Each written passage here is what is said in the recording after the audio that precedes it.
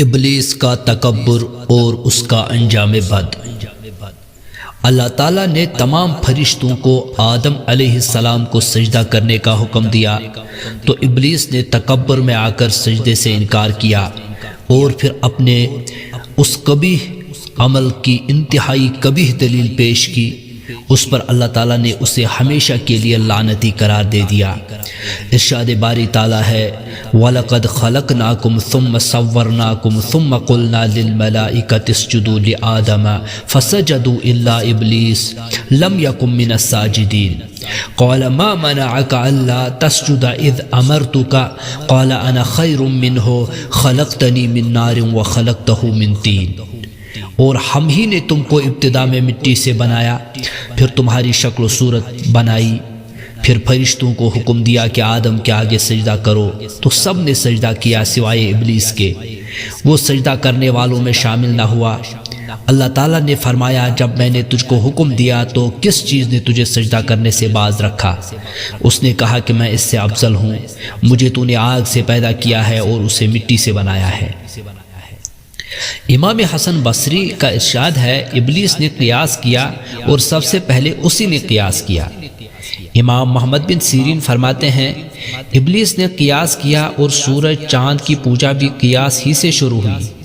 اس کا مطلب یہ ہے کہ اس نے اپنا اور آدم علیہ السلام کا موازنہ کرتے ہوئے اپنے آپ پر نظر ڈالی تو اسے اپنی ذات آدم علیہ السلام سے افضل معلوم ہوئی، اس لیے وہ انہیں سجدہ کرنے سے رک گیا۔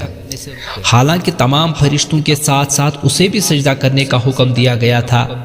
نص کے مقابلے میں قیاس کا کوئی اعتبار نہیں ہوتا، اور یہ قیاس تو ویسے بھی غلط ہے کیونکہ مٹی آگ سے بہتر ہے اور زیادہ نفع بخش ہے۔ مٹی میں پختگی، بردباری، تحمل اور بڑھنے پھولنے کی صفات پائی جاتی ہیں، جبکہ آگ میں جذباتیت، ہلکا پن، جلد بازی اور جلانے کی خاصیات ہیں۔ حضرت آدم علیہ السلام کو یہ شرف بھی حاصل تھا کہ انہیں اللہ تعالیٰ نے اپنے ہاتھ سے پیدا فرما کر ان میں اپنی روح پھونکی تھی، اسی لیے فرشتوں کو حکم دیا تھا کہ انہیں سجدہ کریں، جیسے کہ ارشاد باری تعالیٰ ہے وَإِذْ قَالَ رَبُّكَ لِلْمَلَائِكَةِ إِنِّي خَالِقٌ بَشَرًا مِّن صَلْصَالٍ مِّنْ حَمَإٍ مَّسْنُونٍ فَإِذَا سَوَّيْتُهُ وَنَفَخْتُ فِيهِ مِن رُّوحِي فَقَعُوا لَهُ سَاجِدِينَ فَسَجَدَ الْمَلَائِكَةُ كُلُّهُمْ أَجْمَعُونَ إِلَّا إِبْلِيسَ أَبَى أَن يَكُونَ مَعَ السَّاجِدِينَ قَالَ يَا إِبْلِيسُ مَا لَكَ أَلَّا تَكُونَ مَعَ السَّاجِدِينَ قَالَ لم أكن لأسجد لبشر خلقته من صلصال من حمأ مسنون قال فاخرج منها فإنك رجيم وإن عليك اللعنة إلى يوم الدين۔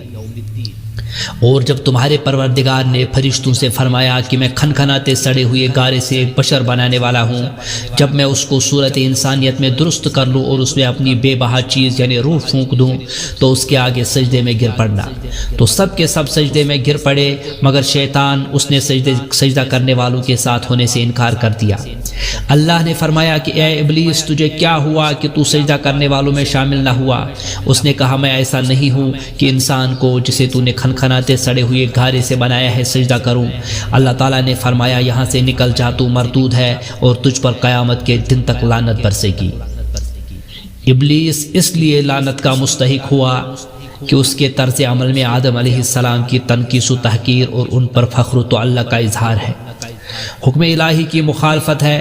جبکہ آدم علیہ السلام کا نام لے کر سجدہ کرنے کا حکم دیا گیا تھا، پھر اس نے جو عذر پیش کیا وہ بھی بیکار، بلکہ عذر گناہ برتر از گناہ کا آئینہ دار ہے۔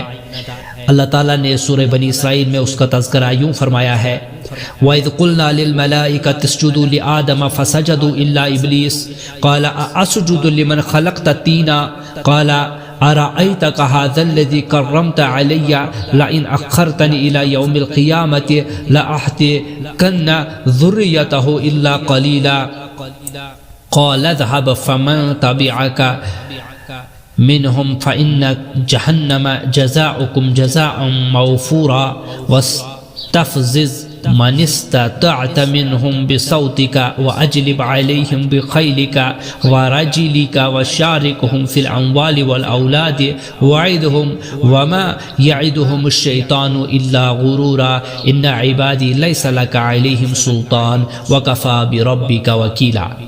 اور جب ہم نے فرشتوں سے کہا کہ آدم کو سجدہ کرو تو سب نے سجدہ کیا مگر ابلیس نے نہ کیا۔ کہنے لگا بھلا میں ایسے شخص کو سجدہ کروں جسے تو نے مٹی سے پیدا کیا ہے؟ پھر عزرائیل طنز کہنے لگا دیکھ تو یہی وہ ہے جسے تو نے مجھ پر فضیلت دی ہے۔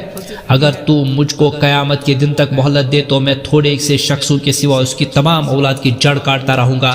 اللہ تعالیٰ نے فرمایا یہاں سے چلا جا، جو شخص ان میں سے تیری پیروی کرے گا تو تم سب کی سزا جہنم ہے اور وہ پوری سزا ہے، اور تو ان میں سے جس کو بہکا سکے اپنی آواز سے بہکاتا رہ اور ان پر اپنے سواروں اور پیادوں کو چڑھا کر لاتا رہ اور ان کے مال اور اولاد میں شریک ہوتا رہ اور ان سے وعدے کرتا رہ، اور شیطان ان سے جو وعدے کرتا ہے سب دھوکہ ہے۔ جو میرے مخلص بندے ہیں ان پر تیرا کچھ زور نہیں، اور اے پیغمبر تمہارا پروردگار کافی کارساز ہے۔ ابلیس کی انسانی دشمنی۔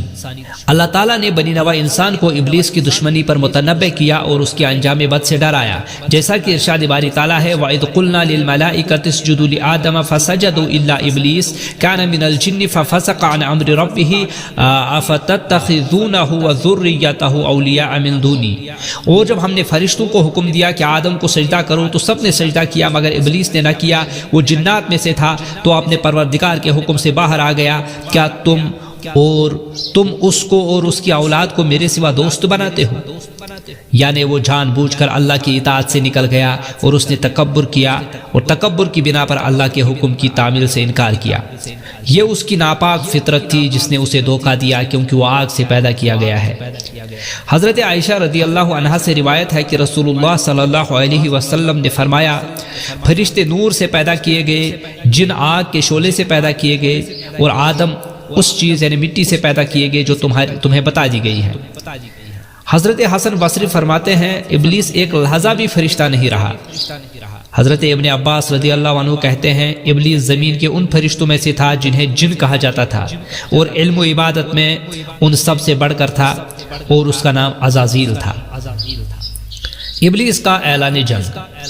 سورہ اعراف میں ارشاد باری تعالیٰ ہے قال فبما اغویتنی لاقعدن لهم صراطک المستقیم ثم لآتینہم من بین ایدیہم ومن خلفہم وعن ایمانہم وعن شمائلہم ولا تجد اکثرہم شاکرین۔ پھر شیطان نے کہا کہ مجھے تو نے ملعون ہی کیا ہے، میں بھی تیرے سیدھے راستے پر ان کو گمراہ کرنے کے لیے بیٹھوں گا، پھر ان کے آگے سے، پیچھے سے اور دائیں سے اور بائیں سے، غرض ہر طرف سے آؤں گا اور ان کی راہ ماروں گا، اور تو ان میں سے اکثر کو شکر گزار نہیں پائے گا۔ یعنی اے اللہ چونکہ تو نے مجھے گمراہ کیا ہے اس لیے میں بھی انہیں گمراہ کرنے کے لیے ہر جگہ گھات لگا کر بیٹھوں گا اور انہیں گمراہ کرنے کے لیے ہر طرف سے آؤں گا۔ خوش نصیب وہی ہے جو اس کی مخالفت کرے، اور سراسر بد نصیب وہ ہے جو اس کی بات مان لے۔ رسول اللہ صلی اللہ علیہ وسلم نے فرمایا شیطان انسان کے ہر راستے پر گمراہ کرنے کے لیے بیٹھا ہوا ہے۔ ابلیس کی جلاوطنی۔ جب ابلیس نے حکم الہی کی تعمیل سے انکار کیا تو اللہ تعالیٰ نے اسے تا قیام قیامت لعنتی اور مردود قرار دے کر نکل جانے کا حکم دیا اور اس کا مقام و مرتبہ بھی چھین لیا۔ اللہ تعالیٰ نے ابلیس سے فرمایا فَحْبِطْ مِنْهَا، اس جنت سے اتر جاؤ، اور اخرج منها، یعنی اس سے نکل جا۔ اس سے معلوم ہوتا ہے کہ وہ آسمان پر تھا، وہاں سے اسے نیچے اتر جانے کا حکم دیا گیا اور اس مقام و مرتبہ سے بھی محروم کر دیا گیا جو اسے عبادت کی وجہ سے اور اطاعت و عبادت میں فرشتوں سے مشابہ ہونے کی وجہ سے حاصل ہوا تھا۔